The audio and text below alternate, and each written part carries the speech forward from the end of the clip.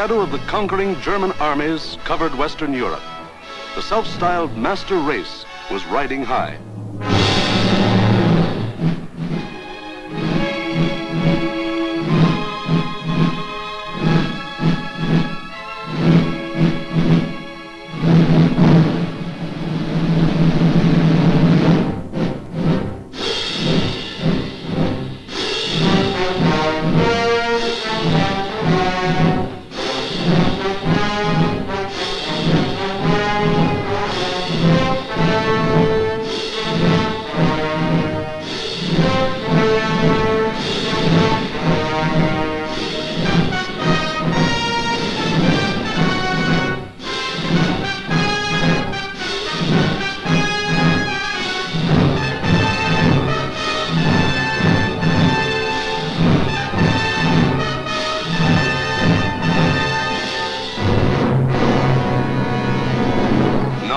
Adolf Hitler stood just as Napoleon had stood more than 100 years before, and looked across the English Channel to the one fighting obstacle that stood between him and world domination.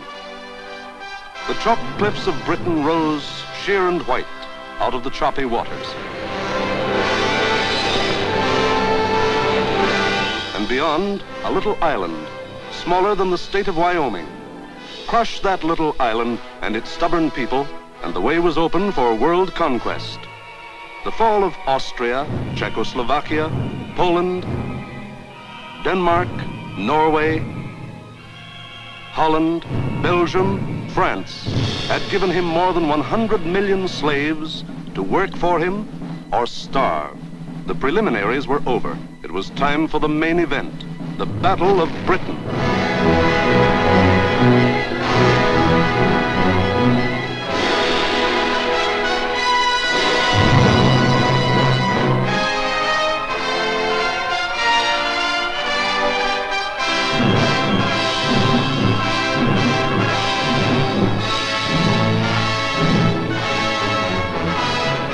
Hitler and his generals feverishly drafted their plans for the conquest of Britain. Every detail must be anticipated. A slip now might wreck the whole timetable of world conquest. 6 weeks of final preparation went into those plans. 6 weeks to determine the history of 1,000 years. The thing was foolproof. See for yourselves how simple the whole operation was to be. Look. German plan for invasion of England. Phase 1. Knock out the Royal Air Force and its bases. Get control of the air and the sea lanes across the Channel. Follow the Blitz plan that had wiped out Poland, the Low Countries, and France.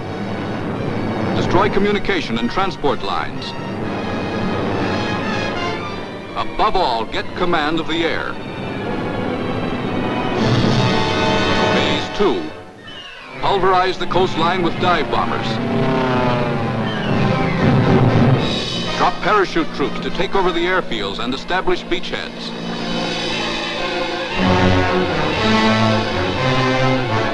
Phase 3. Actual invasion. Pour the German panzer divisions across in high-speed barges under an umbrella protecting fighter planes. Then send spearheads of armed might to divide, surround, destroy all opposition. That's all there was to it.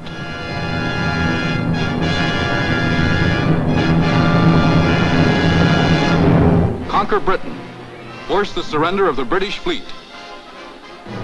Then, with the combined sea power of Germany, Britain, Italy, France, and Japan, he could control the seas and tell us where to head in.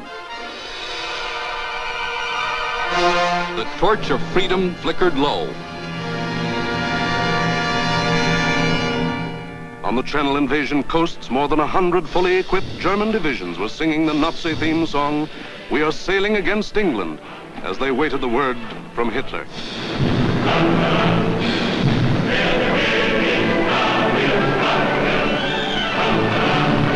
Here, for weeks, all the supplies and weapons of the Nazi war machine had been turned toward Britain.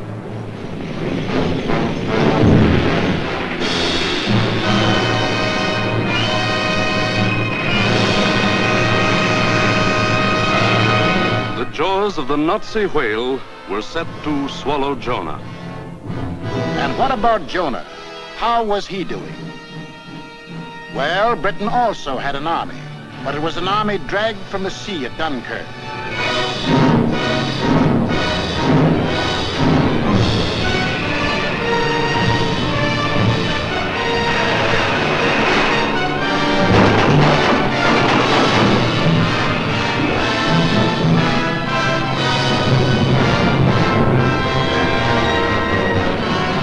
Without weapons. These had been left behind on the roads of France.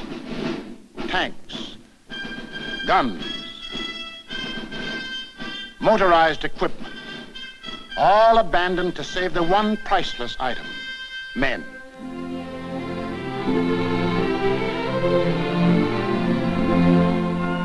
In all of Britain, there was not enough equipment for one modern division. Only one tank for every 1,000 square miles of territory. Only one machine gun for every 1,500 yards of beach. Britain had a navy too, but it was scattered all over the globe, guarding vital food and supply lines. And the British knew it would be suicide to use their fleet in the narrow waters of the English Channel with the German Air Force in control of the air. Britain also had an air force. An air force outnumbered 10 to 1 by the enemy, both in men and machines. And then there was Britain herself, the people of Britain, the people who were to be terrorized and forced to surrender. They knew that every man, woman, and child, in uniform or out, would be Hitler's target in the onslaught that might come at any moment. They knew they had a job to do, and not much time to do it in. The young, the not so young, and the old. The clerk, the butcher, the farmer, the member of parliament, they formed the civilian army, Britain's home guard. They started from scratch.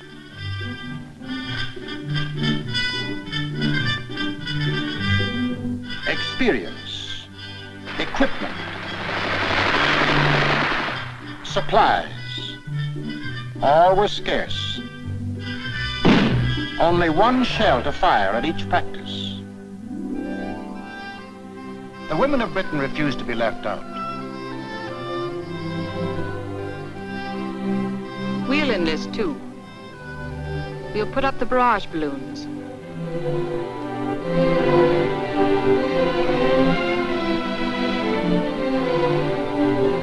Man the ack-ack guns.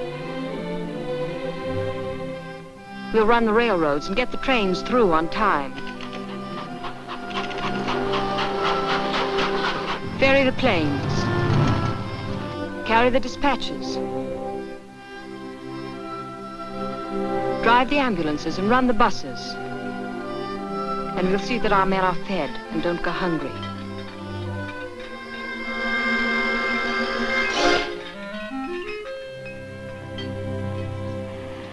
Others worked, men and women alike.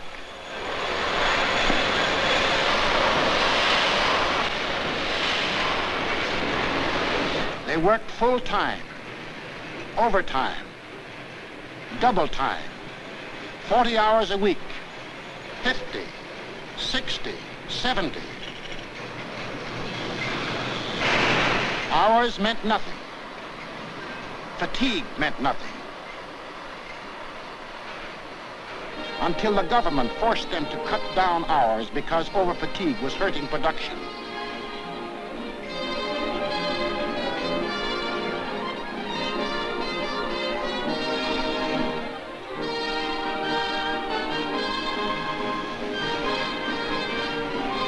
And when they weren't working, the men patrolled the moors for parachutists, blocked the roads, rehearsed invasion defenses. For something had happened here the Germans could never understand.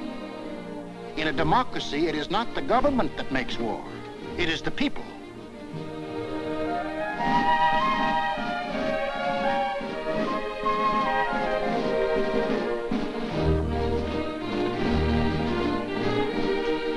To lead them, the people had chosen Winston Churchill as their prime minister. And he spoke the words in every British heart when he said, "We shall defend our island, whatever the cost may be. We shall fight on beaches, landing grounds, in fields, in streets, and on the hills. We shall never surrender." This was Britain in its darkest hour. The people knew they were in for the worst the Nazi mind could invent, yet they didn't panic or run away. They patrolled and waited. They drilled and waited. They worked and waited. Waited for the terror they knew was coming. Then it came.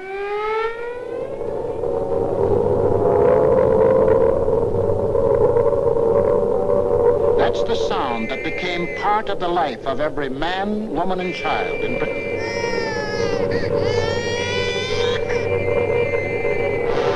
August 8th, 1940, and the battle for Britain is on. 30 enemy aircraft over the channel, flying due west.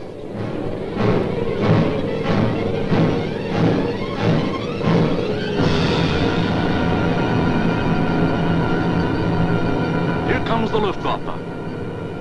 In dozens of flights, hundreds of planes, bombers, fighters, dive bombers, across that 21 miles of channel, that 8 short minutes of water. Their first tactics were to bomb convoys in the channel. Convoys loaded with food and munitions, bound for the great port of London.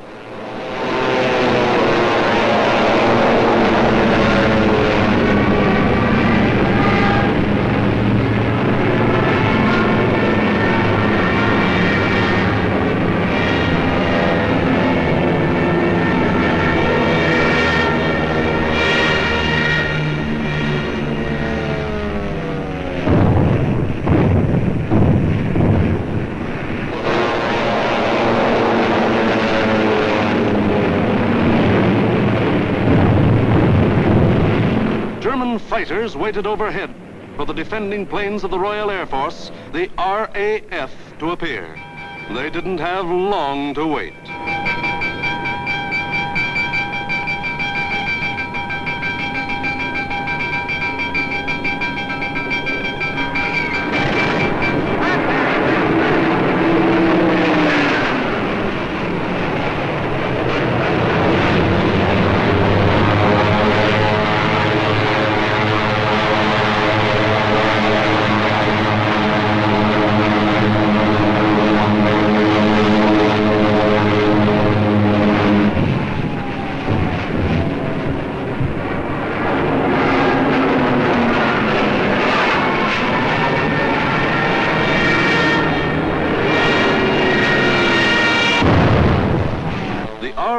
Came, facing odds of 6, 8, 10 to 1, and dove in, shouting the old hunting cry, "Tally-ho!"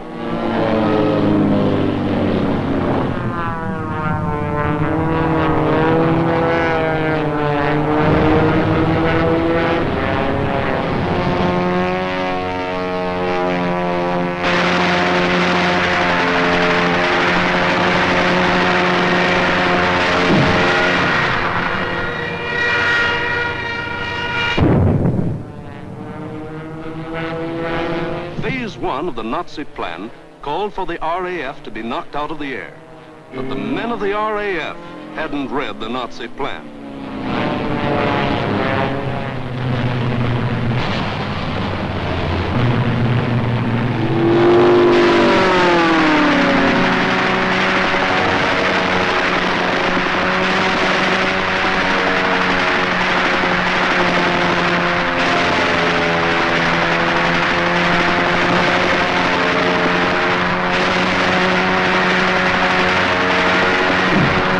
First 4 days, the RAF knocked 182 German planes out of the sky. For the next week, the Germans attacked the coast cities from the Thames River to Weymouth.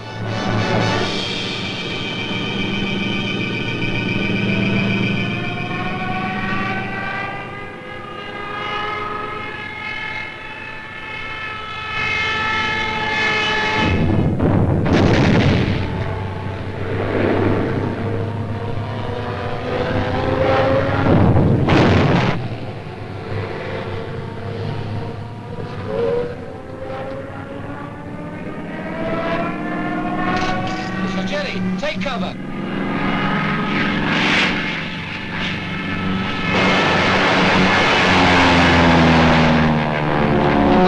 Spitfire.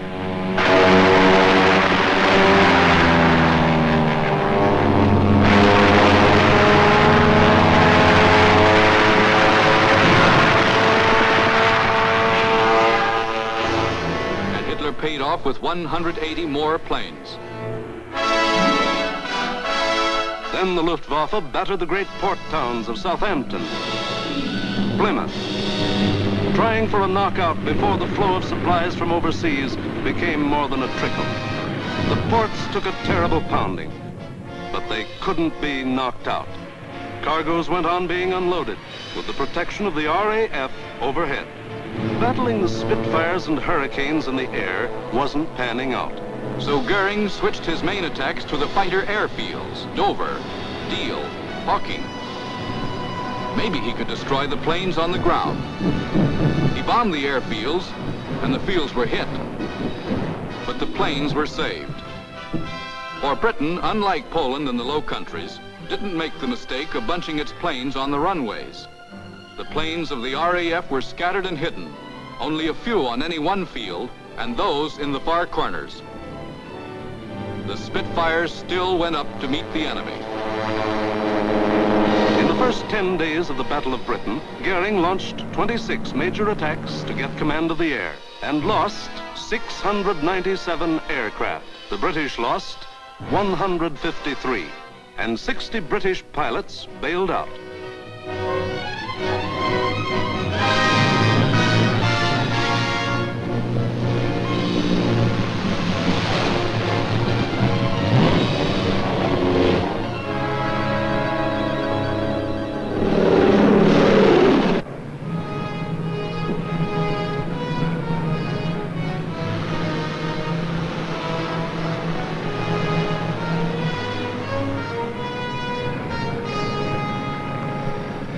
Valuable trained men were saved and ready to fight again, but the crews of Goering's planes were lost to him forever.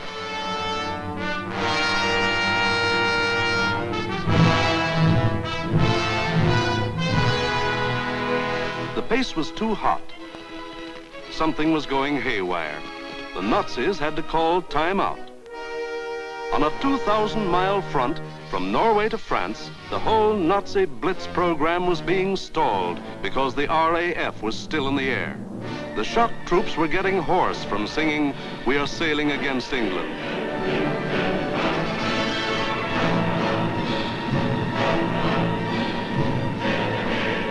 The long-range German guns were getting hot from throwing shells across the channel.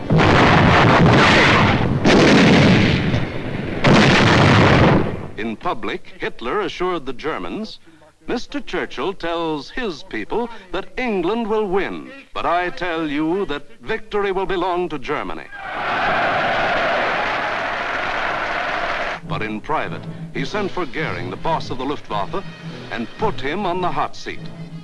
Goering was told to do something and do it quick. So on August 30th, he ordered all-out attacks on inland aerodromes and industrial centers. Maybe he could knock out the RAF on the assembly line. And he adopted new tactics, too. More fighters and fewer bombers. Or maybe he just had fewer bombers to send. Anyway, those he did send were well protected. Fighters above at high altitudes. Fighters on both sides. Fighters in the front and in the rear. Fighters weaving in and out of the bomber formations. Britain, winner of the first round, was ready with higher morale and sharper defense. Improved listening posts were set up all along the coast and warned of the enemy's approach before he left the continent. A quick flash from the control station to the fighter station, and pilots were on their way to meet the enemy while he was still over the channel.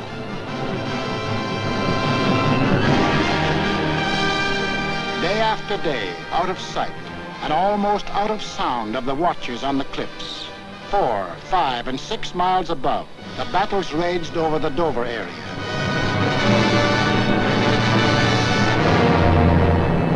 Dover area became known as Hell's Corner. By sheer weight of numbers, the enemy again and again broke through the coastal defenses.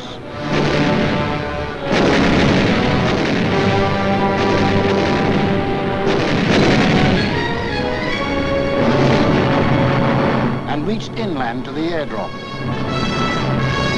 Aircraft plants,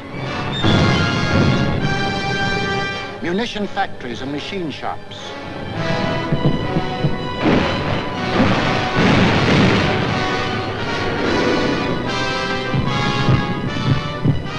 gunfire in the southeast. Right.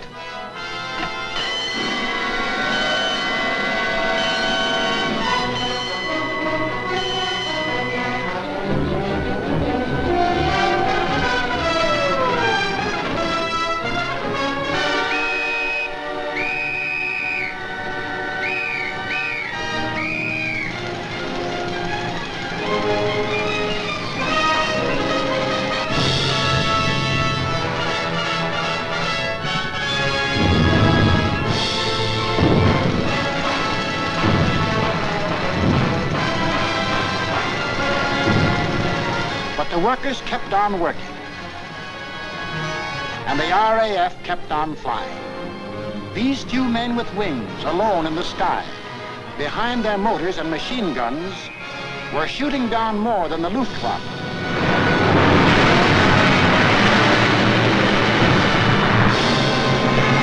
They were smashing the whole Nazi plan of world conquest.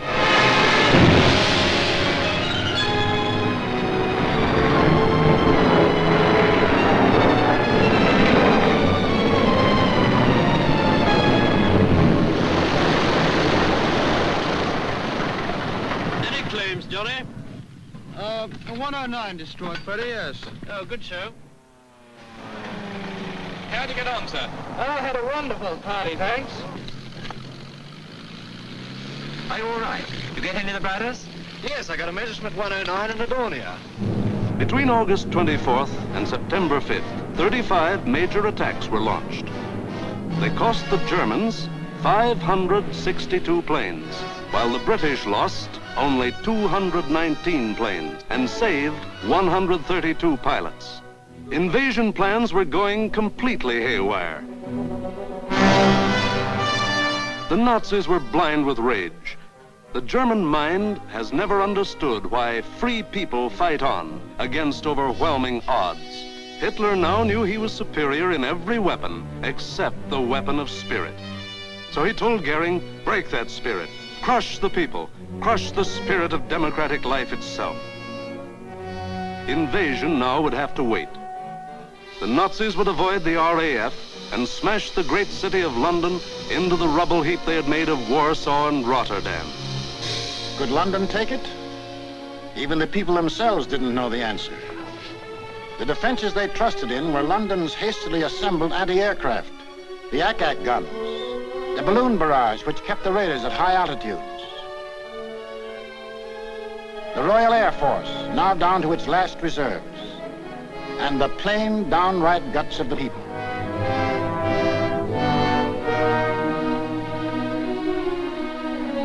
They sent more children out of the city.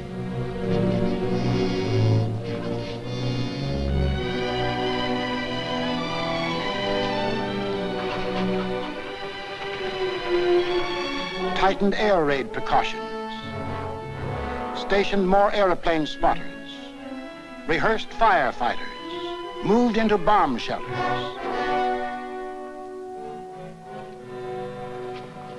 They blacked out their city and carried on.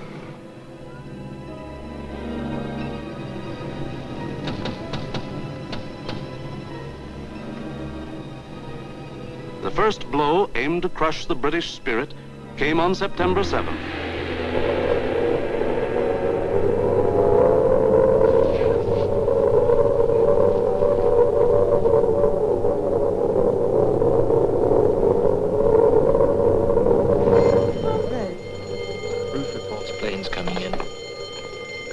Speaking. Customers and staff will now take cover in the basement. Please do not run, but keep moving.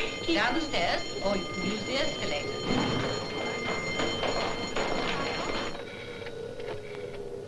Third floor, clear. Second floor, clear. First floor, clear. That day, when 375 German planes came roaring up the Thames River, the Battle of Britain became the Battle of London. The Germans broke through the charge of Hurricanes and Spitfires that went out to meet them.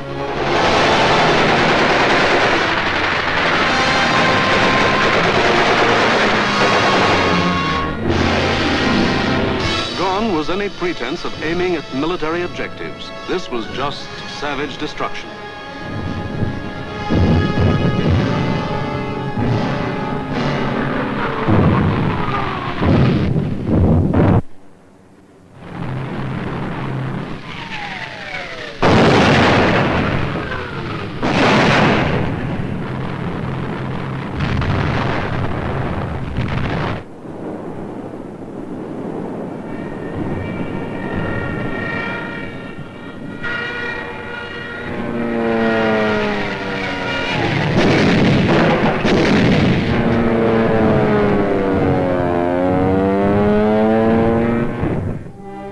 Fell alike on the homes of the East End poor and the Mayfair rich, on shops,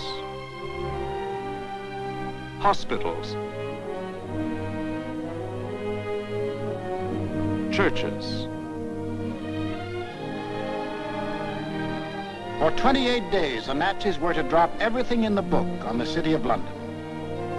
Tons upon tons of high explosives, delayed action bombs that exploded days later, torpedoes that sheared away whole buildings.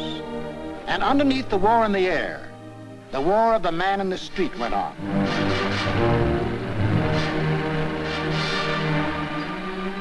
He learned to exist with very little food. He forgot what it meant to have a night's sleep, spending most of his time underground in the damp and dark and cold. Hello, Mrs. Fox. You're here early tonight. Well, I'm on the safe side, aren't I? I think that'll be all right now. Yes, that's grand. Anyway, I'll be back in a few minutes if you want. Now, how are we going to get you up there? Get a young man to lift you up. Barney? Hello. Come get this young lady a lift up. Righto, I'm coming.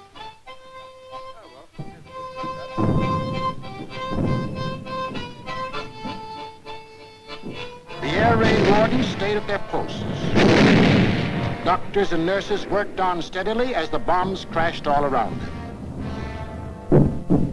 Rescue squads labored night and day. Hey, Gordon, I found her. Is she dead? Right, Joe. Firemen said, nuts to the bombs and battle to put out fires. This was life in the Blitz. Against all the rules of Nazi warfare, Britain was refusing to crumple up. Across the Channel, the enraged Goring took personal command of the operations.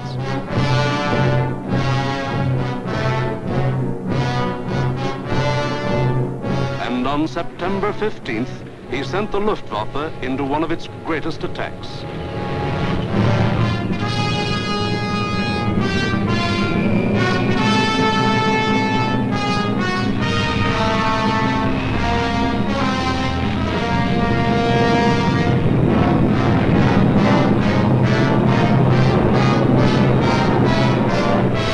.500 German bombers and Messerschmitt fighters roared over the English coast. Starmouth calling. Planes heard 3 miles southwest. Scout for hostile planes approaching from the southwest. The British met the challenge by throwing in everything they had.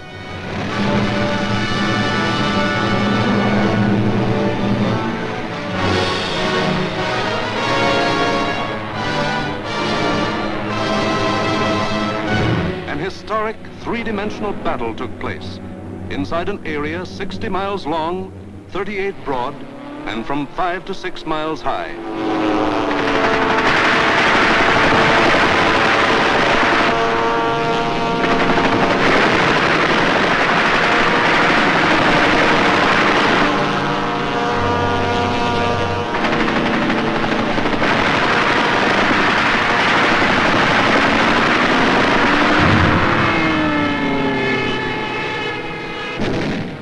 100 individual dogfights took place within the first 30 minutes of the raid.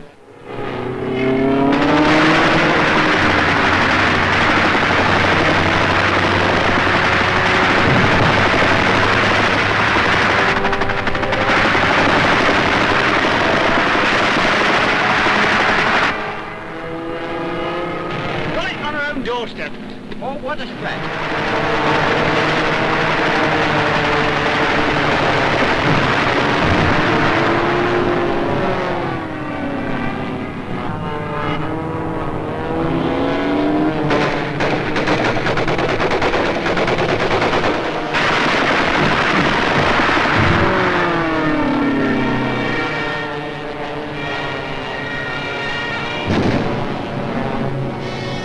Centre calling London 1. Thank you, Centre. We'll keep a lookout for them. Hostile formation to the south. Some of the German bombers broke through London's defenses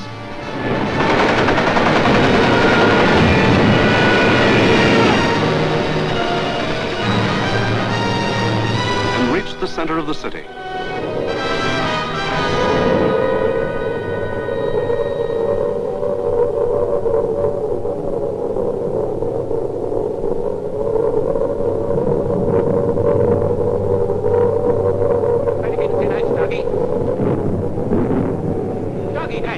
Oh, the Tibets, okay.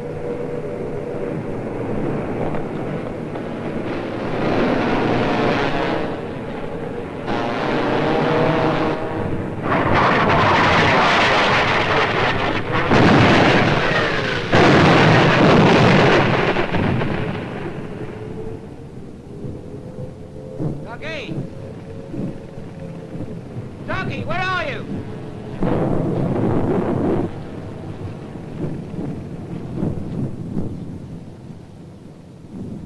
Blimey, I thought they'd got you.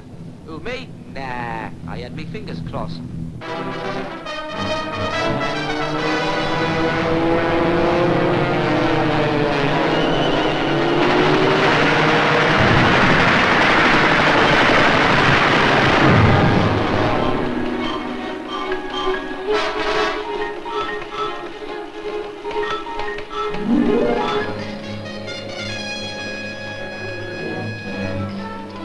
Air Ministry communique. The biggest bag yet. 185 enemy aircraft shot down. End of message. Of the 500 German planes that came over that day, more than 1/3 were shot down. In the 28 days of terror from September 7th to October 5th, the Nazis dropped 50 million pounds of bombs on the city, killed 7,000 helpless civilians, and wounded 10,000 more. Bombs fell on Buckingham Palace,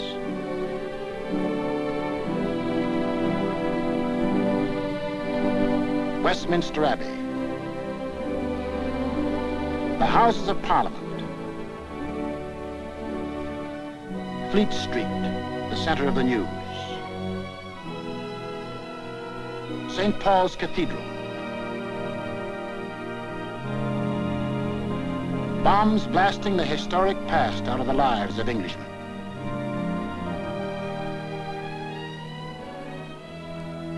But in these 28 days, the Nazis lost 900 planes and their crews. The more they sent over, the more were shot down. The British Spitfire had proved to be one of the deadliest weapons ever put in the hands of man. If this kept up, pretty soon no more Luftwaffe. The frantic Nazis had to pull a new one. They did. On October 6th, they changed to night attacks. Maybe that way they could avoid those deadly Spitfires and Hurricanes. Maybe that way they could crush the stubborn British spirit. Never mind control of the air. Never mind Phase 1, Phase 2, Phase 3. Now to concentrate on bombing the people themselves into submission and make them cry for mercy.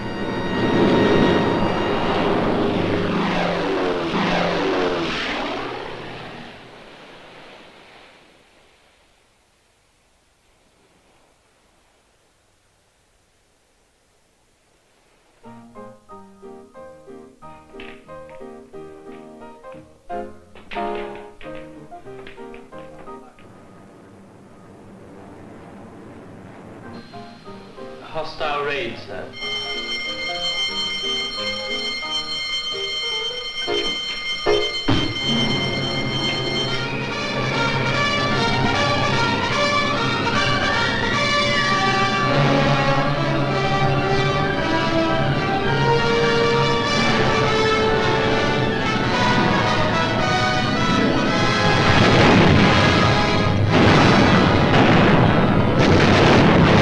RAF wasn't much help at night. This was just German bombs against British guts.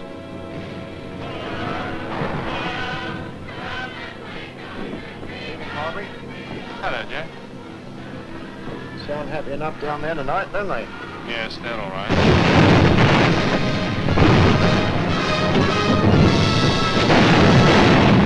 The great docks of London were left roaring infernos. Homes were destroyed by incendiaries. Business blocks were aflame. And still the people of London took it. Night after night they burrowed underground. And morning after morning they dug themselves out of the wreckage.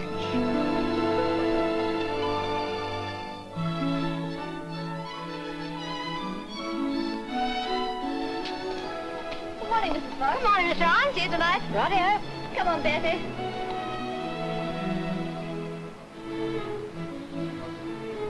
Would you like to sit down? Thanks. Morning, Mr. Ryan. Sleep well? Fine, thanks. Wasn't it a quiet night? What about the one that came down about 2? I didn't hear it. Did you? No. Oh, we're getting used to them around here.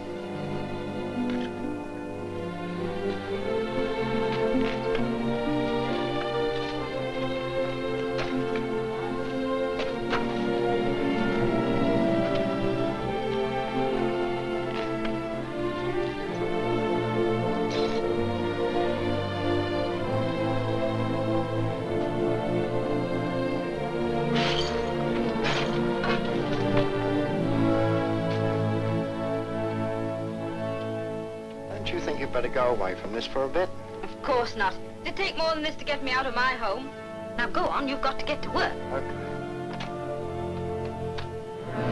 The Battle of London was the battle of the people of the city. In spite of bombs and fire and death, they got to their desks and workbenches to spend another 10 or 12 hours working, working, working. The British spirit was stronger than ever. And the RAF was flying higher than ever. Not only higher, but farther. SIO, operation for tonight. GP 1562, EP 781, 10 aircraft. You'll find, I think, a decent photograph of the submarine yards there. There's a very good one taken the other night, Monty. Was there? A bit further along. This is the one. That's it. Those are the submarine yards. Just there. Yes. Well, chaps, this is your target for tonight. It's the submarine and shipbuilding yards at Bremen. It's a vitally important target, and it's got to be hit hard. In the midst of this life and death struggle, the British found strength not only to defend, but to counterattack with what few bombers they could get together.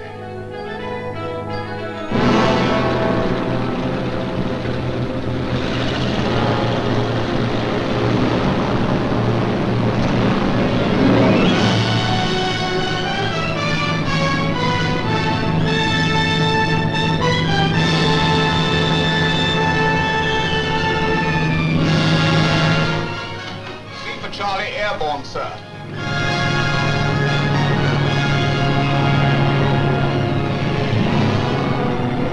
Hello, rear gunner. Can you hear me?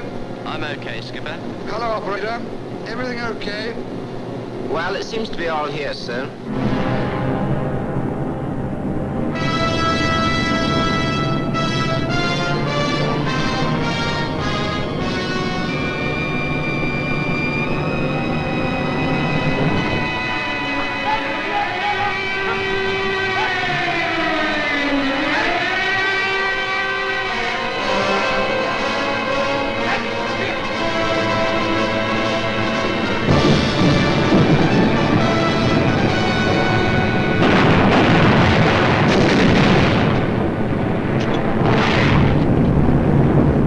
by. I'm going in a glide.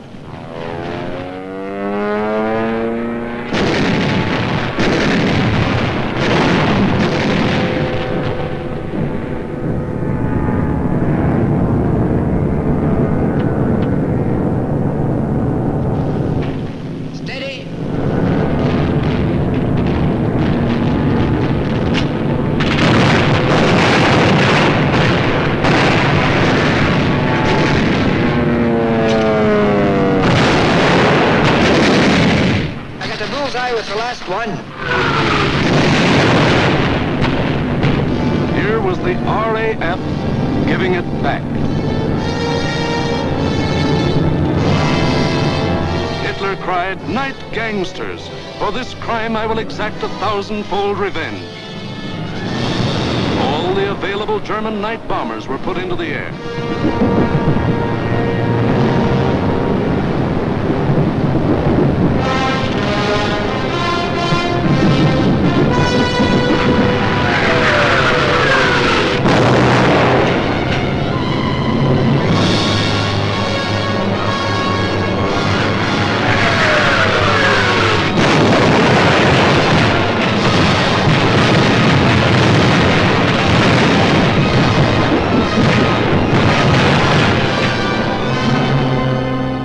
Thousand-fold revenge was Coventry. On the night of November 14th, £1 million of bombs were dropped on the city.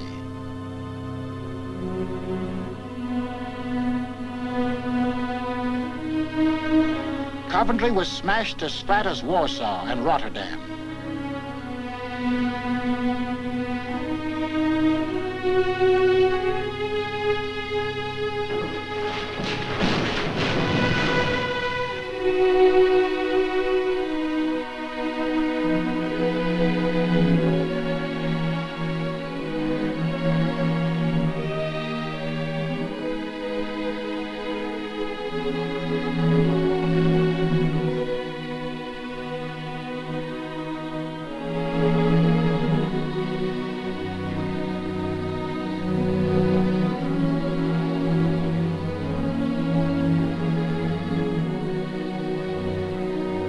The people of Coventry dug their loved ones out of the blasted ruin, saw them to their last resting place in a common grave.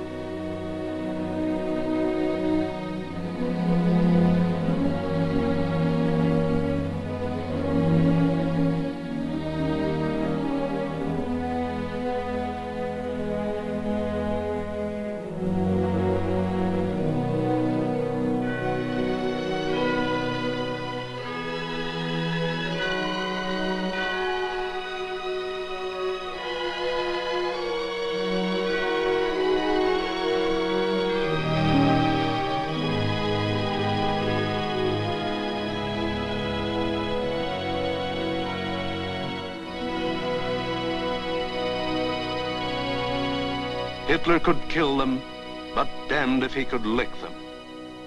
They went back to their lathes and machines, for they knew the machine bench was as deadly a weapon as the rifle.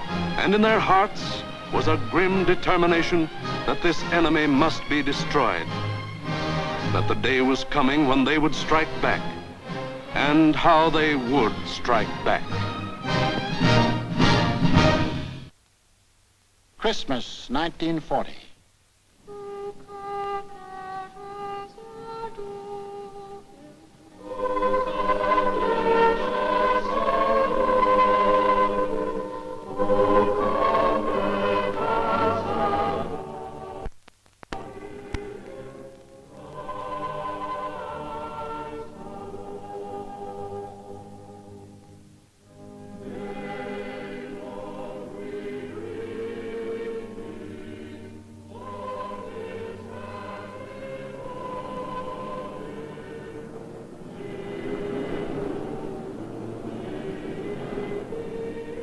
Christmas, season of peace on earth, goodwill toward men, was the ironic quiet before Hitler's great burst of rage against a people who couldn't be licked.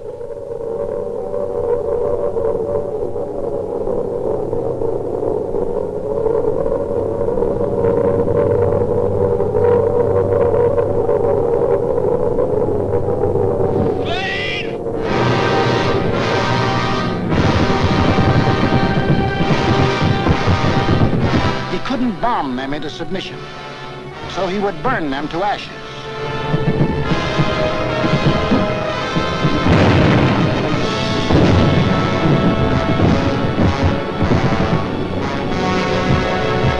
Millions of firebombs rained down on the great city of London.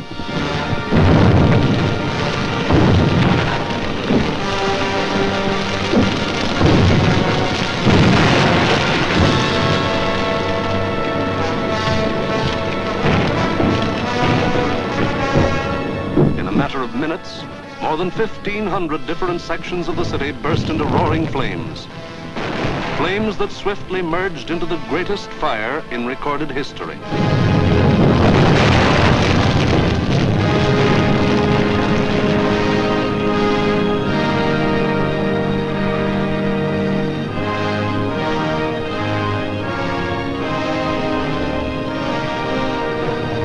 In the midst of all the fire and destruction, vital water mains were shattered. Water pressure was almost entirely cut off.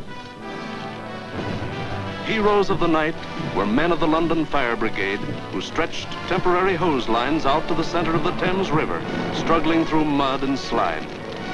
For the Nazis had carefully picked a night on which the Thames River had one of the lowest ebb tides on record.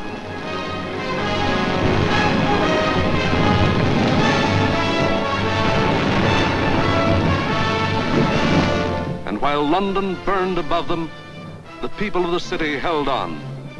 Chin up and thumbs up. They knew this was the people's war, and they were the people.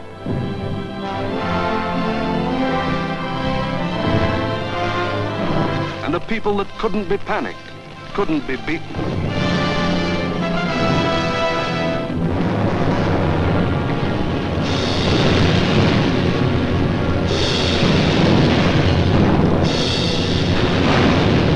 In the months to come, the British were to suffer many such bombings and burnings. But a nation that calls on cold courage when hot courage runs thin may die, but it can't be defeated.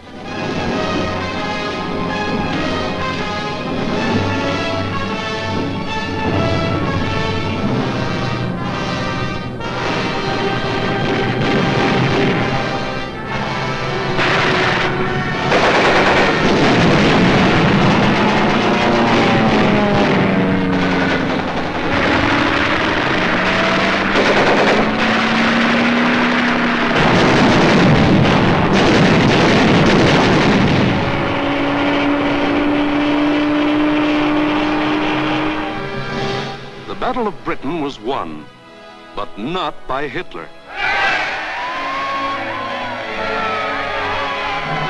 Hitler had lost the battle. He had lost 2,375 German planes and their crews.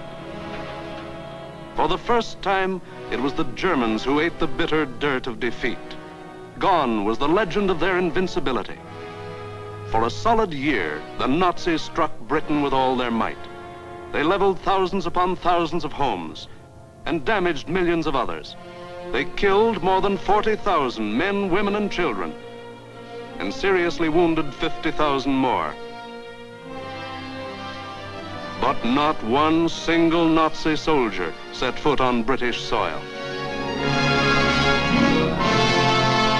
But Hitler couldn't stop, and in our next film we will show how he had to turn to the east again. Why did the Nazis lose the Battle of Britain? First, because a regimented people met an equally determined free people, and the free people made them quit cold. We've been bombed, dive bombed, high-level bombed, machine gunned, been through 2 invasion scares. The last lot we had the house down about our ears. But we're still sticking it, and we're going to stick it. Second, because this was a new kind of war, and the RAF were the men who could fight it. These were the men who belonged to what Hitler called those weak, soft democracies. The British did more than save their country. They won for the world a year of precious time. It was not only for the people of Britain, but for the people of the world that Winston Churchill spoke when he said, "Never in the field of human conflict was so much owed by so many to so few.